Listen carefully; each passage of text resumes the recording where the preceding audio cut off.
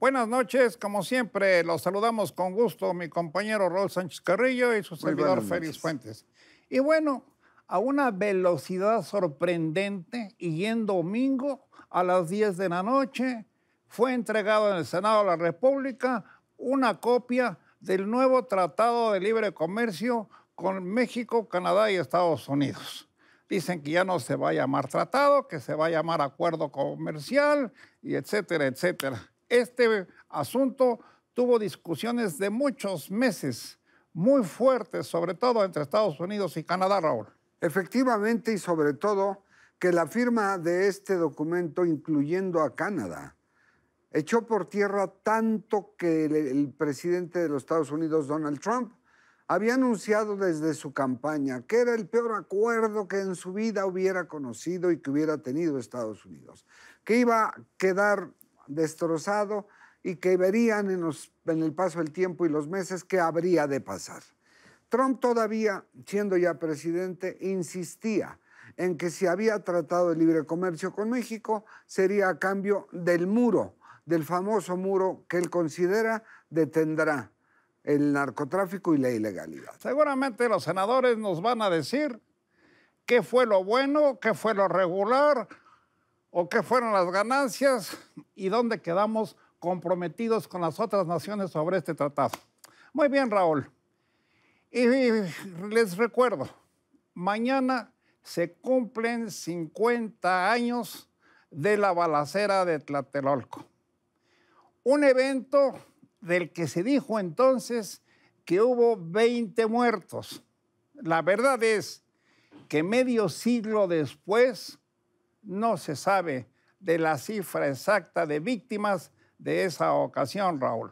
Además, en un hecho tan lamentable, doloroso y que marcó a México hacia adentro y lo expuso hacia afuera, en una manifestación de represión del entonces presidente Gustavo Díaz Ordaz, de Luis Echeverría, secretario de Gobernación, todo el mundo hoy, muchos, perdón, se cuelgan de esos hechos para poder opinar, decir, en un acto quizá a veces protagonista.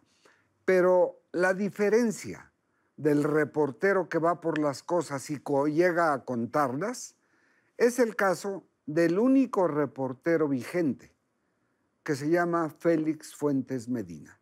Félix, esa cobertura, ¿qué marcó de tu carrera de 60 años de reportero? Desde luego fue uno de los trabajos más importantes que me tocó vivir, que me tocó trabajar en esos 60 años que acabo de cumplir como reportero, sobre todo de prensa escrita y ahora aquí en los medios electrónicos.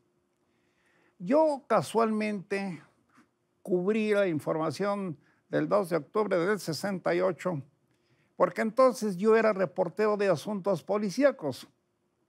Pero ese día 2 llegué al periódico a eso de las 4 de la tarde, me ve el jefe de información y me dice, tienes que irte a Tlatelolco a apoyar a varios compañeros porque aquello está rodeado de militares y puede haber alguna situación grave.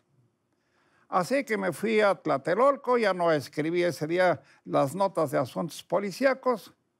Llegué como a las 5:30 de la tarde a ese lugar y a un compañero que encontré del Heraldo, Azotero García Reyes, se me acerca y dice, oye, somos como 10,000 aquí en la Plaza de las Tres Culturas, ¿verdad? Digo, no creo. Yo creo que somos como 6,000.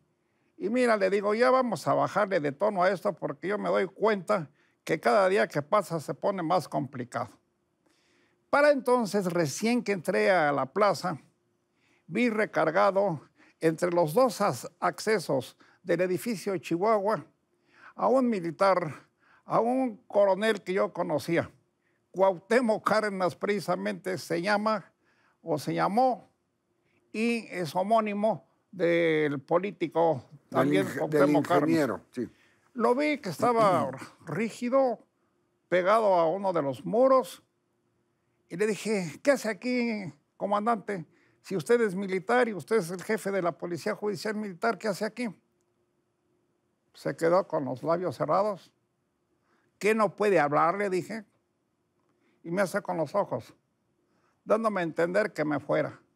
Ahí empecé a sentir cierto temor y bueno, pues ya medio me despedí de él, caminé hacia el centro de la Plaza de las Tres Culturas, me encontré a un agente del servicio secreto de apellido Brusolo, le dije, oye Brusolo, ¿qué va a pasar aquí? Dice, no sabemos nada, nos mandaron a 20 agentes del servicio secreto de la jefatura de policía, nada más a ver qué va a pasar, pero no tenemos ninguna instrucción. Seguí caminando, llego al centro de la plaza y me vuelvo a encontrar a Sotero García Reyes. Me dice, ¿no sientes el ambiente muy pesado? Le digo, bastante. En eso empezamos a escuchar las aspas de un helicóptero y vimos caer 2 luces de bengala. Quiero ser muy enfático en este momento. Hasta ese instante no había ocurrido ninguna detonación, ningún balazo, bueno. Pero cuando caen las luces de bengala, los militares que estaban apostados sobre el puente que entonces se llamaba Prolongación de Paseo de San Juan de Letrán, saltan los soldados y empiezan a disparar. He sostenido, Raúl, desde entonces que evidentemente los militares no llevaban instrucciones de matar. No era esa la misión. No, porque si estábamos como 6,000 en la Plaza de las Tres Culturas, pues habían provocado una matazón. Pero sí había unos chamacos que yo no sé de dónde sacaron pedazos de ladrillos y los lanzaban a los militares. Un muchacho muy loco, decía, tira, soldadito, tal por cual, y le tiraba los ladrillazos. Pero se ve, ahí comprobé otra vez que los militares no tenían instrucciones de matar y no dispararon sobre esos chamacos. Así fue lo peor que me tocó vivir. Alcancé a ver en esa corrida que di inicialmente del centro hacia Relaciones Exteriores, que todo el Consejo Nacional de Huelga, de todos los jóvenes que lo formaban, y numerosos reporteros y fotógrafos estaban en el 3er piso del edificio Chihuahua y prácticamente estaban atrapados porque no era manera de que pudieran salir mientras la balacera seguía fuerte y además siento yo que estaba muy dirigida de los balazos hacia el Chihuahua. El fuego graneado era al edificio Chihuahua. Pues sí, yo creo que sí, también al aire, porque ya te digo. No hubiera sido peor de lo que fue y de doloroso. Si hubo 30 o 40 o 50 muertos más, no sé cuántos, debieron haber sido en su mayor parte de allí, del edificio Chihuahua, porque como que fue el blanco de los militares. Más que como construcción o inmueble, ¿habría francotiradores arriba?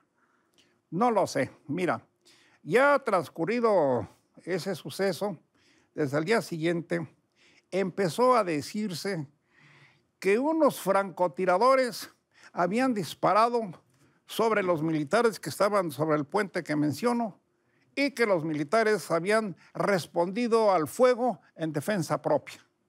Esto refiere a lo que tú mencionas, que te consta, que los soldados no iban con la instrucción de disparar, sino que abrieron fuego después de que caen las 2 luces de bengala y se inicia ahí la detonación. Y si había francotiradores, como se ha dicho, a lo mejor era también de militares que dispararon y que estaban disfrazados de civiles y que seguramente estaban en sitios clave del edificio Chihuahua, porque el objeto de entonces era detener a todos los estudiantes del Consejo Nacional de Huelga. Quiero decir, Raúl, también, que solamente estudiantes y nada más estudiantes intervinieron en ese movimiento, que desde el 22 de julio del mismo año habían participado en un pleito callejero que fueron reprimidos por granaderos al mando del general Raúl Mendioría Cerecero, y solamente fueron estudiantes. Quienes digan que era un movimiento social, que era un movimiento democrático, que participaron amas de casa, que participaron obreros y campesinos, no es cierto. Solamente fueron estudiantes los que participaron en ese movimiento. Medio siglo mañana. A mí me tocó el conteo búsqueda de cuerpos. Coincido en la 4ª delegación de Revillagigedo con entonces Joaquín López Dóriga, que hacía trabajo para el Heraldo de México. Ahí había 6 cuerpos, una edecán alemana con el uniforme del Comité Olímpico con una ráfaga. Pero de todo esto ha pasado medio siglo. Sin embargo, esto que no se borra tendrá mucho que salir a la luz si es que se logra conseguir dar precisamente a conocer las memorias del general García Barragán y si se da a conocer las memorias del jefe del Estado Mayor, Gutiérrez Oropeza. Así es. Y bueno, ojalá que quienes quieran seguir escribiendo de esto, del 2 de octubre o del 10 de junio, se centren en las verdades porque han enredado las cosas de tal manera que ya nadie las entiende. Les quiero decir que el último orador en Tlatelolco, David Vega, dijo que se acababa la manifestación de Tlatelolco al casco de Santo Tomás del Politécnico. Y se acabó. Y dijo que durante la Olimpiada no habría manifestaciones. Y no hubo manifestaciones durante la Olimpiada.